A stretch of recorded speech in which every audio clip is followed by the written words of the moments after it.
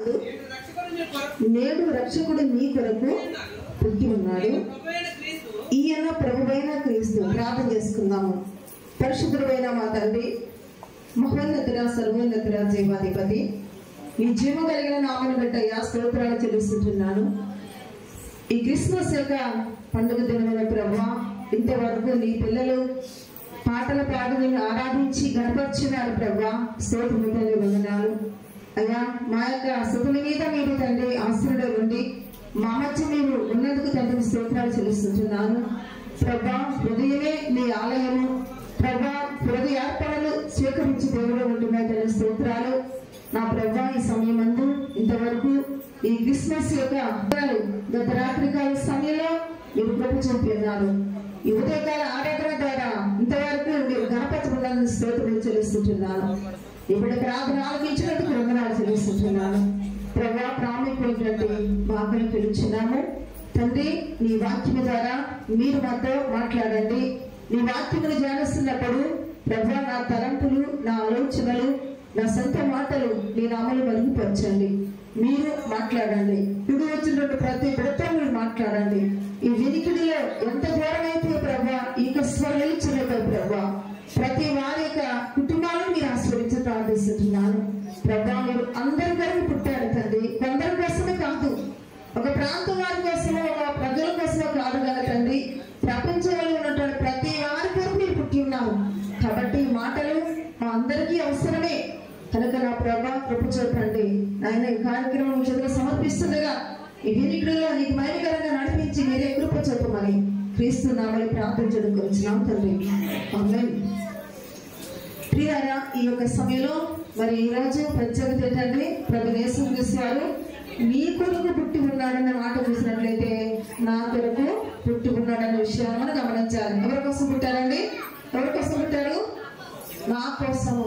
వ్యక్తిగతంగా అనుకోవాలి. ఆయన పుట్టింది ఎవరి కోసం అండి? నా కోసము. మనందరం పుడుతున్నాము. పుట్టినటువంటి మనమందరం కూడా ఎవరి కోసం పుట్టాము? ఎవరి కోసం పుట్టాము? మన కోసం పుట్టాము. కానీ ఆయన పుట్టింది ఎవరి కోసం అంట? ఆయన పుట్టింది నీ కోసం, నా కోసం, అందరి కోసం. హల్లెలూయా.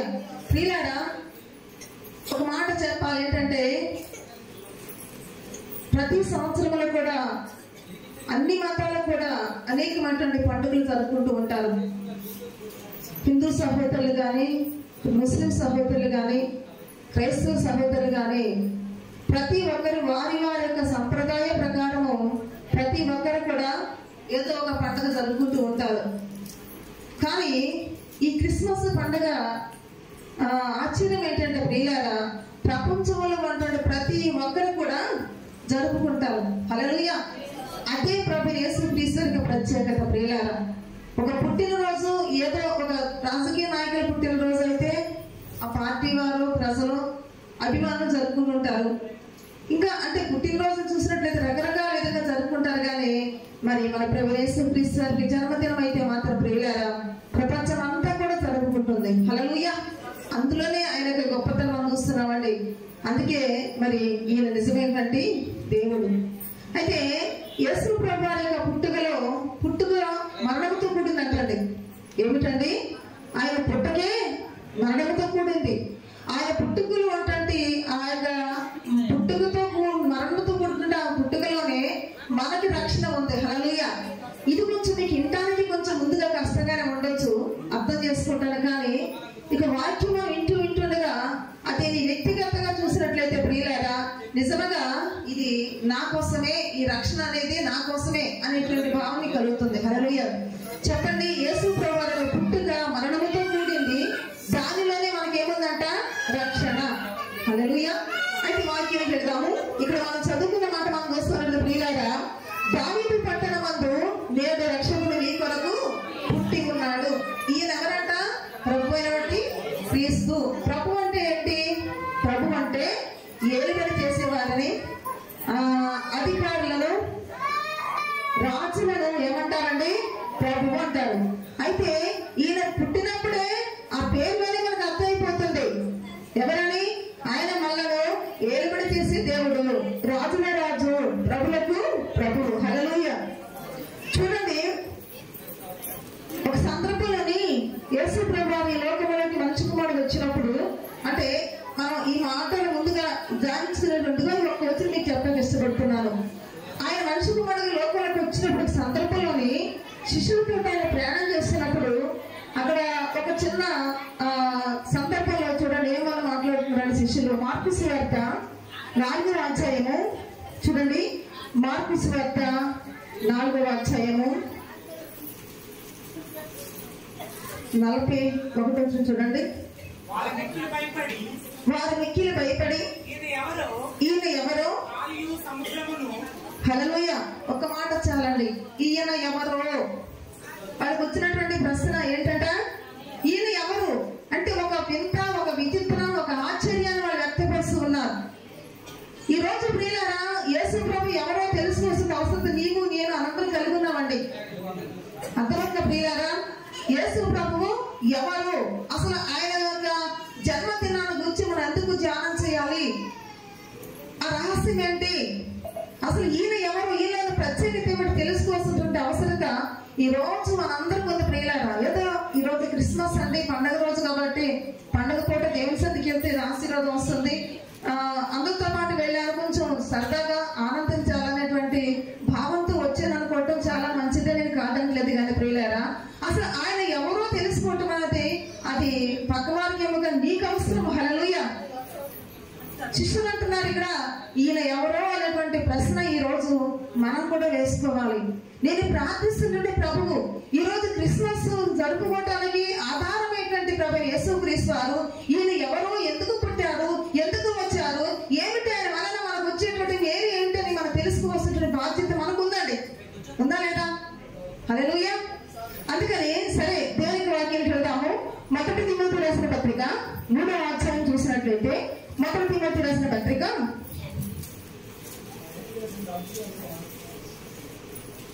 3వ అధ్యాయము 16వ వచనం చదువుకుందాం. నిరాక్షేపముగా దైవభక్తిని గూర్చిన మర్మము గొప్పదేవున్నది, ఆయన సశరీరుడుగా ప్రత్యక్షుడయ్యను. హల్లెలూయా. ఇది దైవభక్తిని గురించి ఒక మర్మం ప్రియులారా. ఈ రోజు ఎవరు అనేటువంటి ఆ ప్రశ్న నీ జీవితంలో రావటం అది నీకు చాలా అవసరం. అది నాకు ఎందుకు ఈ ప్రశ్నకు అవసరమా, నేను తెలుసుకోవడానికి అవసరం అంటే నీ జీవితంలో చాలా కోల్పోయి ప్రమాదం ఉంటుందండి. హల్లెలూయా. ఈ రోజు నేను సృష్టించినటువంటి దేవుడు, లేక నీ కోసం ప్రాణం పెట్టిన దేవుడు, నువ్వు ఇప్పుడు ఇక్కడ కూర్చుని ఆరాధిస్తున్న దేవుడు, నువ్వు అక్కడ కూర్చుని దేవుని మాట వింటున్నటువంటి ఆ దేవుడు ఎవరు అని తెలుసుకోకపోతే, ఈ రోజు నువ్వు తెలుసుకోకపోతే నువ్వు చాలా నష్టపోయేటువంటి ప్రమాదం ఉందన్న విషయానికి ఎటువంటి సందేహం లేదు. హల్లెలూయా. అయితే ఇక్కడ వాక్యం ఏం చెప్తున్నదంటే ప్రియులారా, నిరాక్షేపముగా దైవభక్తుని గురించిన మర్మము గొప్పది. ప్రభు యేసుక్రీస్తు వారిలో ఉన్నటువంటి మర్మము, లేక ఆయన పుట్టుకలో ఉన్న మర్మము, ఆయన మరణంలో ఉన్న మర్మము, ఆయన వచ్చేటువంటి మర్మము అది చాలా గొప్పది. హల్లెలూయా. అయితే ఏమిటంటే గొప్పది ప్రియులారా, ఆయన అంట ఎలా ఉన్నాడంట, ఎలా వచ్చారంట, శశరీరుడుగా ప్రత్యక్షం అంటే ఆయన శరీరమును ధరించుకొని ఈ లోకంలో ప్రత్యక్షమైనటువంటి దేవుడు. హల్లెలూయా. కాబట్టి మనం అనుకుంటాం కదా యేసుక్రీస్తు ప్రభు అంటే మనలాంటి మనిషే, మనలాంటి ఒక వ్యక్తే, ఆయన కూడా శరీరం ఉంది, ఆయనకు కూడా మనలో తల్లిదండ్రులు ఉన్నారు, ఆయన కూడా ఒక గ్రామం ఉంది, ఆయన కూడా ఒక ప్రాంతం ఉంది, ఆయన కూడా ఒక దేశం ఉంది అనుకుంటున్నామండి. ఆయన కూడా మనకలాగా అనంతములు ఉన్నారు, అక్కచెల్లు ఉన్నారు, బంధువులు ఉన్నారు అనుకుంటున్నాం.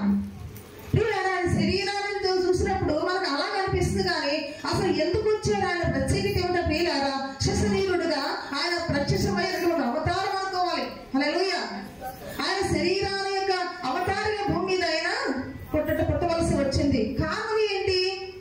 కారణం ఏంటంటే మనం ఇంకా మన వాక్యం చూసినట్లయితే ప్రియులారా, మరి యెషయా గ్రంథము 7వ అధ్యాయము చూడండి. యెషయా గ్రంథము 7వ అధ్యాయము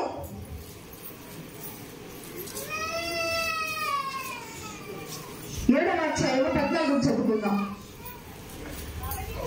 కాబట్టి ప్రభువు తానేదను సూచనలకు చూపును, ఆలకించుడి, కన్యక గర్భవతి కుమారుని కని అతనికి ఇమ్మానుయేలని పేరు పెట్టును. హల్లెలూయా. ప్రియులారా, యేసుక్రీస్తు ప్రభువు లోకంలోకి వచ్చినప్పుడు ప్రియులారా చూసినట్లయితే ఇది ఒక ప్రవచనము నెరవేర్పు, ఒక ప్రవచనము ప్రకారము దేవుడి లోకంలో రావడం వచ్చింది. అంటే ప్రభు యేసుక్రీస్తు వారు కన్యక అయినటువంటి మరియ గర్భములో జన్మించక మునుపు కొన్ని వందల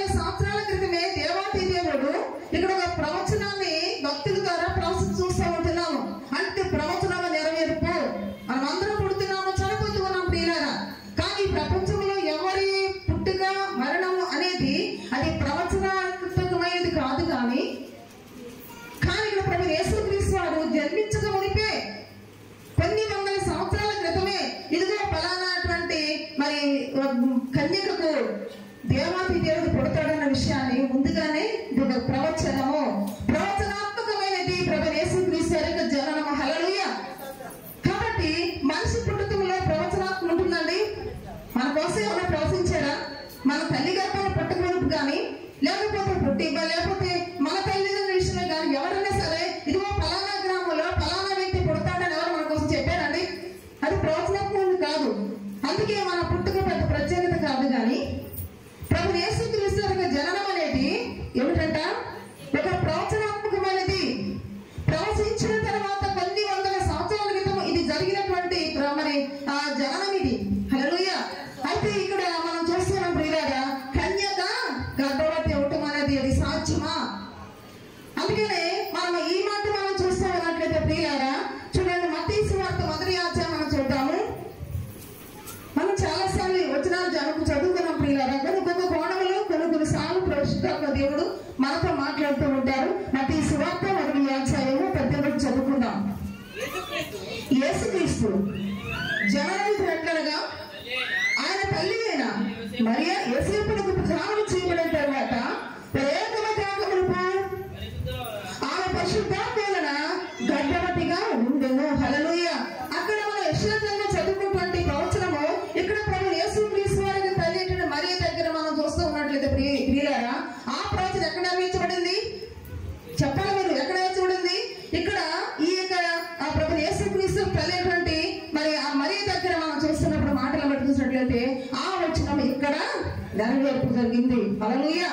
కాబట్టి ప్రియులారా, ఏది ఏమైనా ఈయన ఎవరు అని తెలుసుకోవటం అనేది మనకి చాలా అవసరము. అంటే ముందు మనం తెలుసుకునే ఇది ప్రవచనాత్మకమైనటువంటి మరి ఆయన జననము ఏమిటైనా ప్రత్యేకత ఎందుకు రావాల్సి వచ్చింది? ఆయన జననమే మరణముతో కూడిందండి. ఆయన జననం ఏంటంటే ప్రియులారా, మరి మనందరి కొరకు ప్రాణం పెట్టడంతో కూడినది, చాలా కష్టతరమైంది. హల్లెలూయా.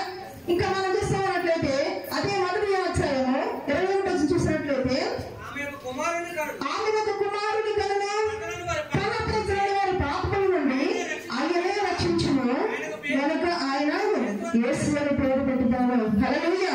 కాబట్టి మనం వాక్యం చూస్తున్నామండి. ఎందుకు వచ్చాడంటే ప్రియులారా, తన ప్రజలను వారి పాపముల నుండి విడిపించుటకు. హల్లెలూయా. అంటే ఇప్పుడు బాలుడుగా పుట్టబోతున్న ప్రభు యేసుక్రీస్తు మనం ఏమవుతున్నాము? ఆయన ప్రజలము, ఆయన బిడ్డలము. సృష్టిలో ఉన్నటువంటి సమస్త వ్యక్తులు కూడా ఆయన పిల్లలే, ఆయన చేత నిర్మించబడిన వారు, ఆయన చేత చేయబడిన వారు. హల్లెలూయా. కాబట్టి ఆయన ప్రజలు ఏం చేశారు? ఇక్కడ ఆయన ప్రజలు ఏమి సంపాదించుకున్నారు? ఆయన ప్రజలు ఏమి కలిగి ఉన్నారు అంటే పాపాన్ని సంపాదించుకున్నారు. అంటే పాపము మనది, మనము దేవుని వరము. అర్థమవుతుందండి? మనము ఎవరి సొత్తు? దేవుని సొత్తు. పాపాన్ని ఏం చేసుకున్నాం? మనము మన సొత్తుగా చేసుకున్నాం. అర్థమవుతుందండి? మన దేవుడు ఎవరు? పరిశుద్ధుడు. మన దేవుడు ఎవరండి? నీతిమంతుడు. మరి ఆయన పిల్లల్ని మనము ఎలా ఉండాలి నిర్మించినారు? ఆయన పరిశుద్ధులుగా ఉండాలని చేస్తే మనం ఈ భూమి మీద మన తల్లి గర్భాలు పుట్టినప్పుడు నుండి ఏం చేస్తున్నాము? పాపం చేస్తున్నాము. ఈ పాపము ఎంత భయంకరంగా మన జీవితాన్ని నాశనం చేస్తున్నాడు ప్రియులారా. ఈ పాపము పోగొట్టుకోవడం కొరకు ప్రభు యేసుక్రీస్తు వారు విషయంలో మనం పక్కన పెట్టినట్లయితే మనిషి జన్మించింది మొదలుకొని ఏదో ఒక విధంగా తన పాపాన్ని పోగొట్టుకునే కొరకు ఒక గొర్రెను, ఒక మేకను, ఒక కోడిను, ఒక జంతువును, లేకపోతే ఏదో ఒకటి ఒక చెట్టునో పుట్టునో రాయిన పట్టుకుని ప్రియులారా తన పాపం పోగొట్టుకునే కొరకు రకరకాల ప్రయత్నం చేస్తూ ఉన్నాడు. హల్లెలూయా. అవును కదండి? చెప్పండి మీరు. మనం అందరం అలా చేసిన వాళ్ళే కదా. నేను అలా చేసిన దాన్ని ప్రియులారా. ఎందుకంటే మనిషి పాపం అంటే వ్యభిచారం చేయనక్కర్లేదు, దొంగతనం చేయనక్కర్లేదు, ఎవరిని చంపనవసరం లేదు. నువ్వు ఎంత నీతిమంతుడిగా ఉన్నా సరే నిజ దేవుడిని ఎరగకపోతే, అర్థమవుతుందండి, నిన్ను సృష్టించినటువంటి సృష్టికర్తను ఎరిగి ఉండకపోతే అంతకంటే పాపం ఏది కూడా లేదు. హల్లెలూయా. అందుకని ప్రియులారా, ఈ విధంగా మనిషి పాపాన్ని సంపాదించుకుని ఆ పాపం నుంచి బయటికి రావడం కొరకు ఎన్నో యాగ యజ్ఞాలు చేస్తూ ఉన్నాడు, ఎన్నో ప్రయత్నాలు చేస్తున్నాడు, ఎన్నో పనులు, ఎన్నో ఎన్నో పూజలు చేసినప్పుడు కూడా ప్రియులారా మన పాపము ఆ విధంగా అంటుకుని ఉన్నది. ఆ పాపం పోగొట్టాలంటే ఏం చేయాలి? ఇప్పుడు చెప్పండి. ఆయనే రావాలి. హల్లెలూయా. కాబట్టి ఎవరైతే మనం సృష్టించి ఉన్నారో, ఎవరి ద్వారా నిర్మించబడి ఉన్నామో ఆయనే తగును మన పాపను తొలగిస్తానికి. హల్లెలూయా. అందుకే దేవుడు అనుకున్నారు, ఇంకెవరు ఈ పని చేయలేరు, ఎవరు నా పిల్లలు రక్షించలేరు, ఎవరు నా పిల్లలకి విమోచన కొరకు ఎవరు ప్రాణం పెట్టలేరు, ఇక నేనే వెళ్ళాలి. హల్లెలూయా. ఏమనుకున్నారండి ఆయన? ఇక నేనే వెళ్ళాలి, నా ప్రజలను వారి పాపం నుంచి నేను రక్షించాలి. హల్లెలూయా. అర్థమవుతా ప్రియులారా? యేసు ప్రభు పుట్టారు, సాంబ్రాన్ని తీసుకెళ్లారు గొల్లలు, లేకపోతే జ్ఞానం తీసుకెళ్లారు, ఇలాగ ఆరాధించారు, నేను కూడా ఆరాధి సరిపోతుంది అనుకుంటే కాదు. అసలు ఆయన ఎవరో తెలుసుకోవటం అనేది నీకు చాలా అవసరము. హల్లెలూయా. ముఖ్యంగా నీకు సంబంధించింది. అర్థమవుతుందండి?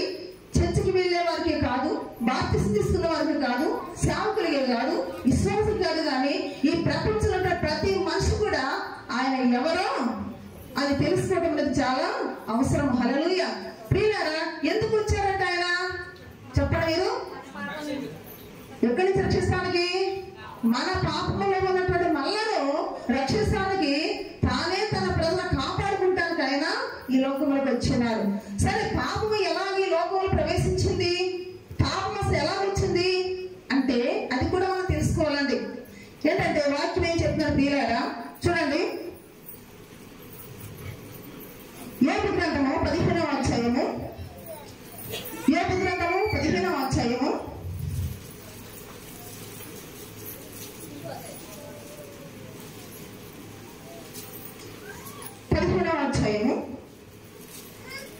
14 చదువుకుందాం. పాపం ఎలా ఉంటుంది తర్వాత మాట్లాడుకుందాము. అయితే పాపం ఆచరణ శుద్ధుడగుటకు నరుడు ఏ పాటి వాడు, నిర్దోషుడగుటకు స్త్రీకి పుట్టినవాడు ఏ పాటి వాడు. హల్లెలూయా.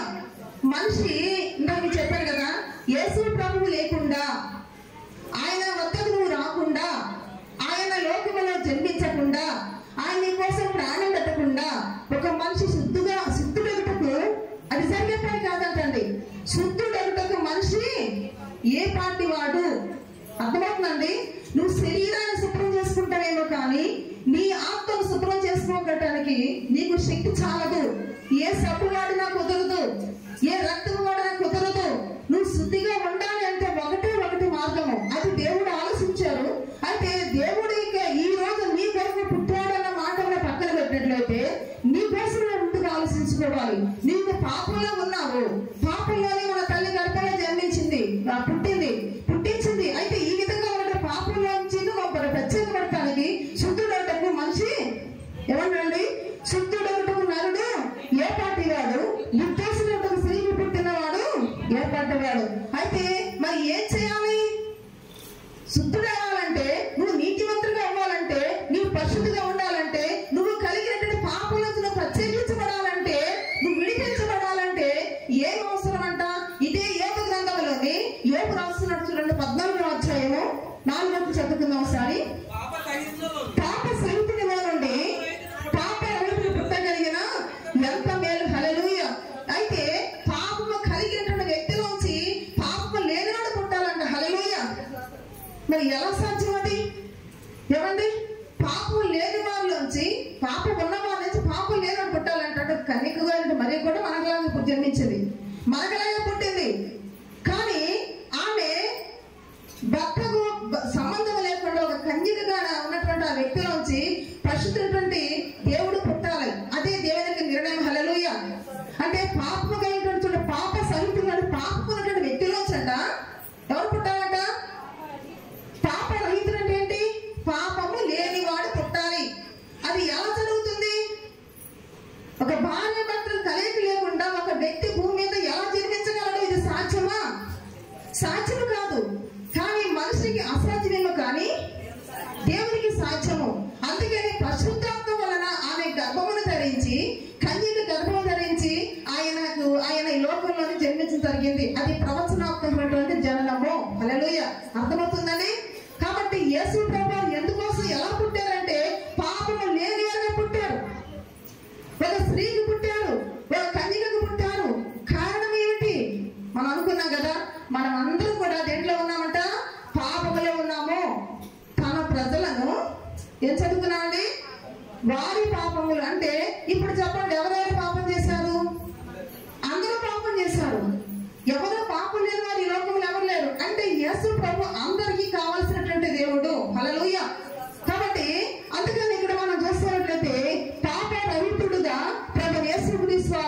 మరి ఇక్కడ ఎవరు జన్మించారండి? ఎవరు జన్మించారు? మరియకి జన్మించినటువంటి విషయాన్ని మనం చూస్తూ ఉంటున్నాము. అయితే మనం ఇంకా మనం చూస్తున్నట్లయితే రోమిలకు రాసిన పత్రిక చూడండి. రోమిలకు రాసిన పత్రిక 5వ అధ్యాయం పాపము లోకములోకి ఎలా ప్రవేశించిందంటే చూడండి. రోమిలకు రాసిన పత్రిక 5వ అధ్యాయము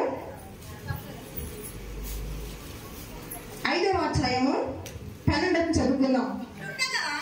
ఇట్లుండగా ఒక మనుషుని ద్వారా పాపము ద్వారా మరణమును లోకములో ఎలాగో ప్రవేశించినో అలాగుననే మనుషులందరూ పాపము చేసిన వారైనందున మరణము అందరికీ సంప్రాప్తమాయెను. హల్లెలూయా.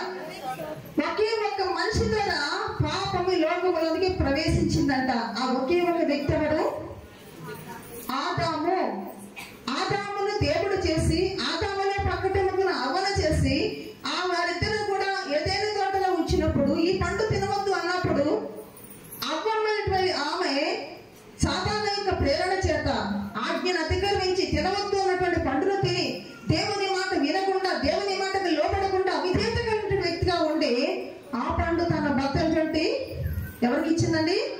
ఆదాముకి ఇచ్చింది. ఆదాము కూడా పండు తిన్నాడు, ఆజ్ఞను అతిక్రమించినాడు. ఆ విధంగా వాళ్ళు ఏం చేశారు? పాపము చేశారు. ఈ పాపము చేసిన ద్వారా పాపం వల్ల జీవితం ఏమిటండి? మరణము. హల్లెలూయా. ఆ మరణము అనేది ఒక వ్యక్తితో పోలేదండి. పాపము ఒక వ్యక్తితో కాలేదు. ఆ ఒక ఆదాము ద్వారా ఈ రోజు మనం అందరూ ఏమవుతున్నాము? అందరూ పాపులమే. హల్లెలూయా. కాబట్టి ఇప్పుడు ఈ మాట మనం చూసినట్లయితే ఆదాము ద్వారా ఎలాగైతే లోకములోనికి అవిధేయత వలన ఆజ్ఞను అతిక్రమించడం వలన పాపము ఎలాగ ప్రవేశించిందో, ఆ పాపము మన అందరికీ అంటుకుందో, ఈ పాపము మనం ఎలాగ సంపాదించుకున్నామో, ఈ పాపములో మనం ప్రత్యేకించబడ్డ వరకు ఒకే ఒక్క ప్రభువైన యేసుక్రీస్తు వారి ద్వారా ఈ లోకములో నిత్యజీవానికి ఈ లోకంలోకి వచ్చినారు. హల్లెలూయా.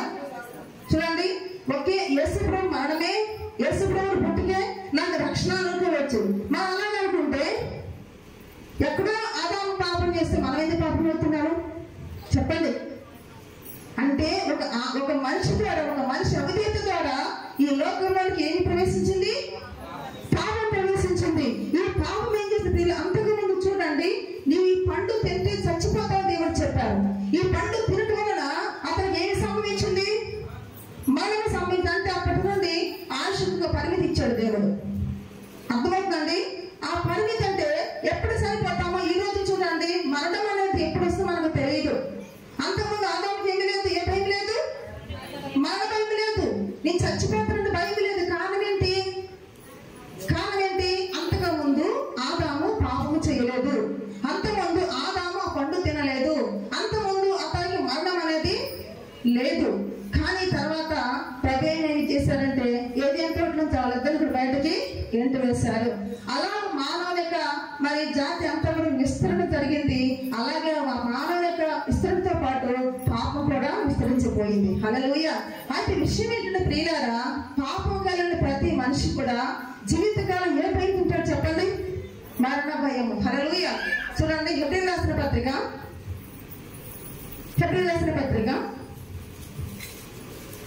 5వ అధ్యాయము 2వ అధ్యాయము 15 చూద్దాం ఒకసారి.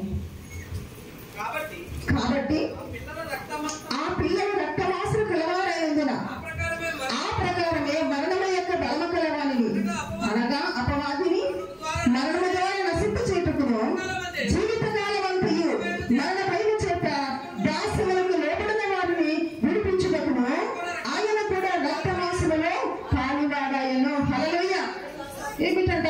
ఎప్పుడైతే మనిషి పాపం చేశాడో, పాపంలో పడి ఉన్నాడో, ఈ పాపం ఎప్పుడైతే పడి ఉందో అప్పటి నుండి మనిషికి ఏ భయం పట్టుకుంది?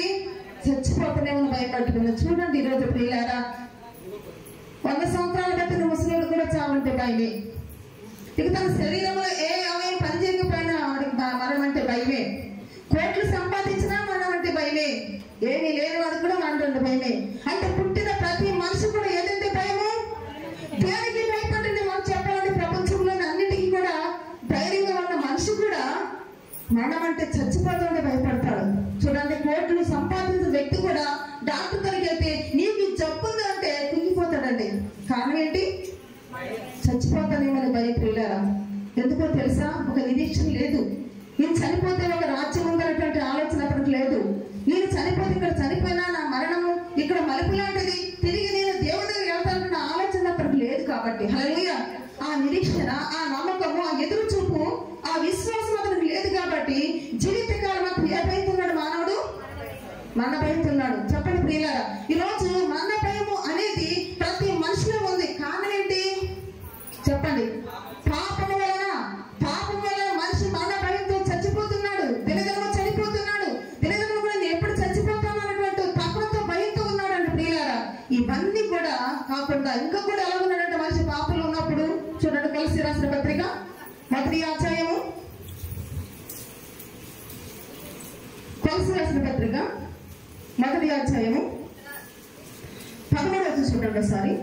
ఆయన మనలను అంధకార సంబంధమైన అధికారముల నుండి విడుదల చేసి తాను ప్రేమించిన తన కుమారుని యొక్క రాజ్యం చేశారు. హల్లెలూయా.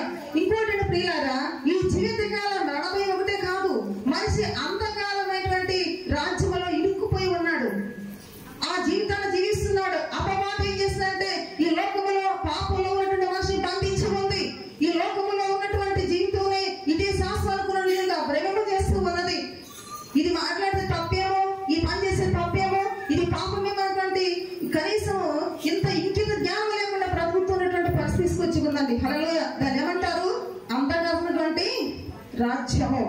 చూడండి, చీకటిలో ఉన్నప్పుడు మనం ఒకరి మొక్కలని కనిపించవు, ఎక్కడ ఏమొస్తుందో తెలియదు, ఎటు నడవాలో తెలియదు, మన కాళ్ళకి ఏమిటో తెలుస్తుందో తెలియదు. అంటే అంధకార యొక్క పరిస్థితి ప్రియులారా. అదే వెలుగులో ఉంటే ఒకరి ముఖాలను చూసుకుంటాము, మన కాళ్ళకు అడ్డుగా దాన్ని తొలగించుకుంటూ ఉంటాము, మన జీవితాలు సరి చేసుకుంటున్నాం ప్రియులారా. అంటే ఈ అంధకారమైనటువంటి రాజ్యంలో లేక లోకంలో ఉన్నటువంటి వ్యక్తి ఎలా ఉన్నారంటే మంచి చెడు లేక పాపము లేక ఇది పరిశుద్ధమైనటువంటి ఆలోచన లేకుండా ఉన్నాడు. అలా చేసింది ఎవరండి? సాతానుడు. అందుకే ఈ లోక రాజ్యాలన్నీ కూడా నీకు ఇచ్చేస్తాను, నువ్వు ఒకసారి నాకు సాగిలపడవాలి. హల్లెలూయా. అంటే అది ఎవరి స్వాతంత్రం పెట్టుకుని సాతానుడు? లోక రాజ్యాలంటే రాజ్యం అంటే లోకం లేదు, ఈ మట్టి ఇది కాదండి, మనమే. మనం అందరూ ఎవరి సేవలు ఉన్నాము? సాతాను దుప్పటిలో ఉన్నాము, సాతాను అధికారంలో ఉన్నాము, సాతాను ఆడమంటే ఆడుతున్నాము, సాతాను ఎలా ఉండమంటే అలా ఉంటున్నాము. నీ నోట్లోంచి మాట మాట్లాడమా ఒక హద్దు లేదు, ఒక పాపం లేదు, ఏ మాత్రం కూడా ఒక విచక్షణ జ్ఞానం బ్రతుకుతున్నాం ప్రియులారా. హల్లెలూయా. ఇదంతా దేవుడు చూశాడు ప్రియులారా. ఈ అంధకార రాజ్యంలోంచి నా పిల్లలు విడిపించాలి, ఈ మరణపేలోంచి నా పిల్లలు విడిపించాలి, నేనున్నటువంటి ఆ యొక్క స్థానంలోంచి నా పిల్లల కోసం నేనే వెళ్ళాలి. హల్లెలూయా. ఎంత మంచి దేవుడు అండి ప్రియులారా. అక్కడుండి ఆయన ఏదైనా చేయొచ్చు. ఆయన అవునంటే భూమి కలిగింది, ఆకాశం కలిగింది, ఈ ప్రపంచం అంతా కలిగింది దేని ద్వారా? ఒక మాట ద్వారా. ఒక మాట ద్వారా ఈ ప్రపంచం చేసినటువంటి ఆ చక్రవర్తి శాసనకర్త ప్రియులారా ఈ రోజు నీ కోసము నా కోసము నీవు నేను అంధకార రాజ్యం లభిస్తానికి ఈ మడమ యొక్క బలవకాలను నిద్రిస్తానికి ఆయనే తన ప్రజలను వారి పాపల నుంచి రక్షిస్తానికి ఈ లోకానికి వచ్చిన దేవుడు. హల్లెలూయా. చెప్పండి, ఆయన ఎవరు? శిష్యులే అన్నారు, ఈయన ఎవరు?